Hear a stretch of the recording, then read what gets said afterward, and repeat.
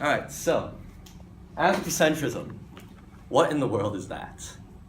It's a hard word to pronounce, but thankfully it's easier to define.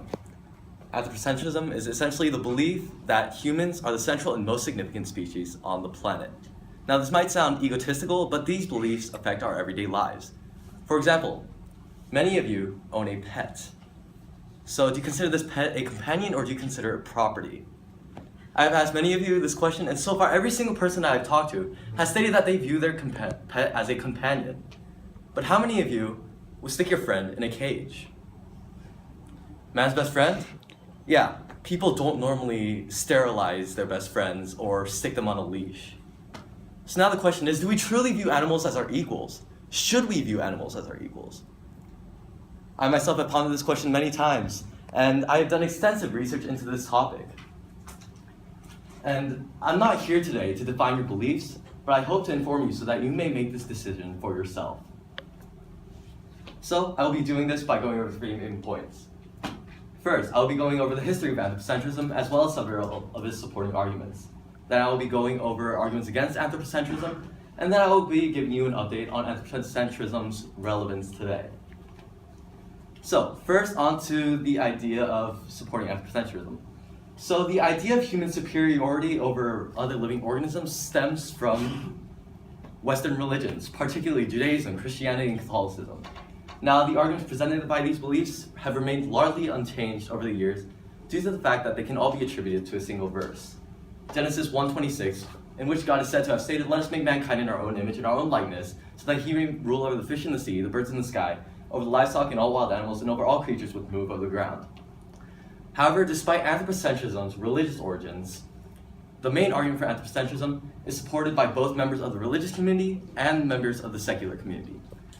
This argument basically advocates that humans are to act as caretakers for other animals. So, religiously, it is stated that God instilled in us the right to control animals, the right to rule over animals for their own well-being. 2 slides? Okay.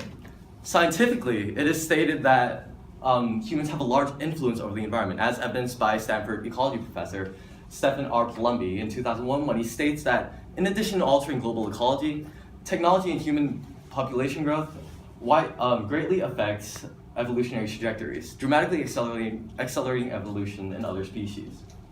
With great power comes great responsibility, right? If humans have the power to control the environment, they have a duty to the rest of the environment to protect it. So essentially, we can base the entirety of anthropocentrism off this single argument, that humans are significant because we have the ability to control the environment, that we have the means to control the environment, and because we have the ability to uphold the duty that we hold to the rest of the environment. So that's it for the affirmation. Let's move on to the negation side.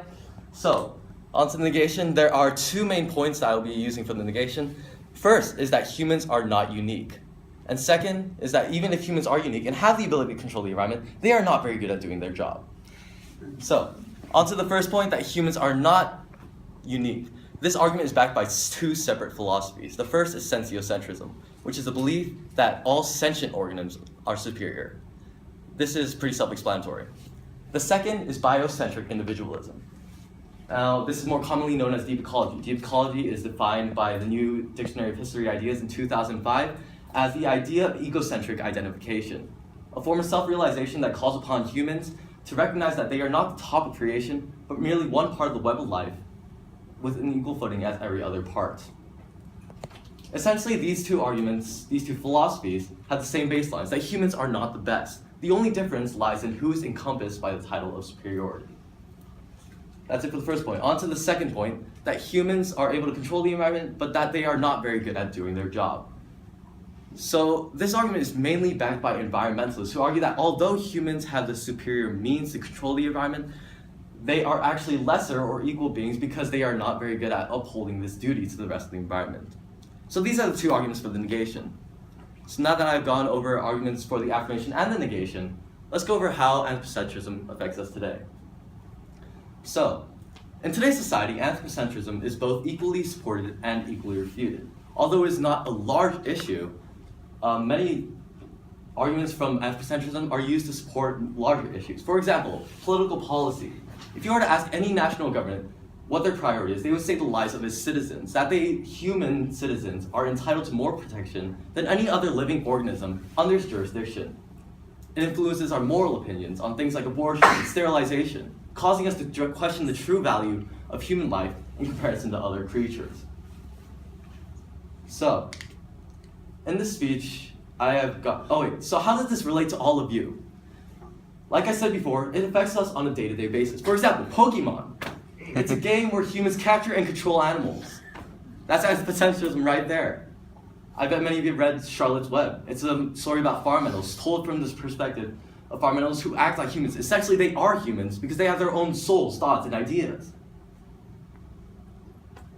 My earlier example of your pets. Do you consider them companions or do you consider them friend or property? So, in this speech, I've gone over 3 things. First, I've gone over arguments for anthropocentrism, then I've gone over arguments against anthropocentrism, and then I have explained why anthropocentrism is relevant to you today. Now, anthropocentrism is the root to a world of debates and questions. Think of it as a premise. Once you define that premise, you find answering many questions infinitely easier.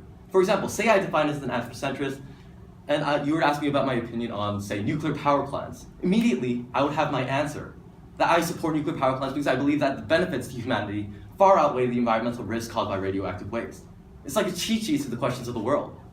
And it's only natural that we as humans are curious to know of our place in this world. So now, I will leave you with this quote from George Orwell's Animal Farm. All animals are equal, but some are more equal than others. Think about it.